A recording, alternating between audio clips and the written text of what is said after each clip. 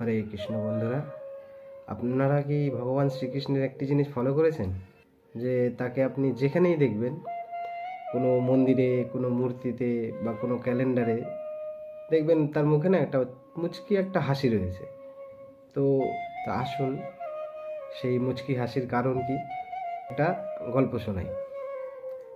তো একদিন এক শিষ্য তার গুরুজিকে জিজ্ঞেস করছে যে গুরুজি, ভগবান শ্রীকৃষ্ণকে আমরা যেখানেই দেখি, কোনো মন্দিরে দেখি, কোনো মূর্তিতে দেখি, কোনো ছবিতে দেখি, যেখানেই দেখি না কেন দেখি যে ভগবান মুচকি মুচকি হাসছে। এই হাসির কারণ কি, বা এই হাসি দিয়ে ভগবান আমাদের কি বোঝাতে চাচ্ছে? তা গুরুজি বলছে এই হাসির পেছনে দুটো কারণ রয়েছে।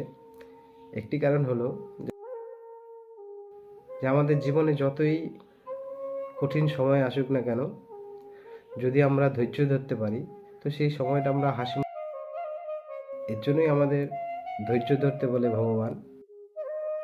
পরিস্থিতি আমাদের যতই আমাদের বিরুদ্ধে হোক না কেন, তারপরেও যেন আমরা ধৈর্য ধরি, ধৈর্য ধরে সেই কাজটি করি, তো আমরা হাসি মুখে সেই কাজটি পার করতে পারবো, সেই কাজটিতে আমরা সাকসেস পাবো।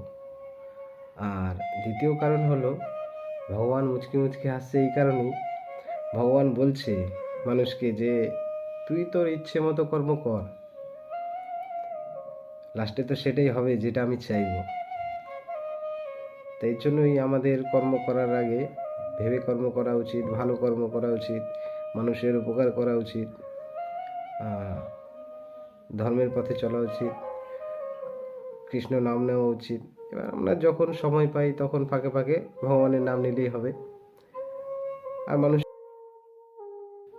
তো আপনি যদি ভগবান শ্রীকৃষ্ণের হাসির এই উদ্দেশ্য বুঝে থাকেন তো কমেন্টে জানাবেন। হরে কৃষ্ণ। আর ভিডিওটিতে একটি লাইক দেবেন।